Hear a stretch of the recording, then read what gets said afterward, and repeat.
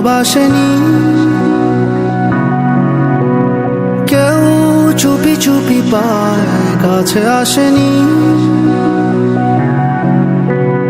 কেউ গোধূলি বেলা দুহাত বাড়িয়ে খুব আদর মেখে আর ডাকেনি, আর ডাকেনি। ঘর ছাড়া বাতাস হয়ে তোমায় ভাসাতে চায়, পালতোলা নৌকায় আবার হারাবো।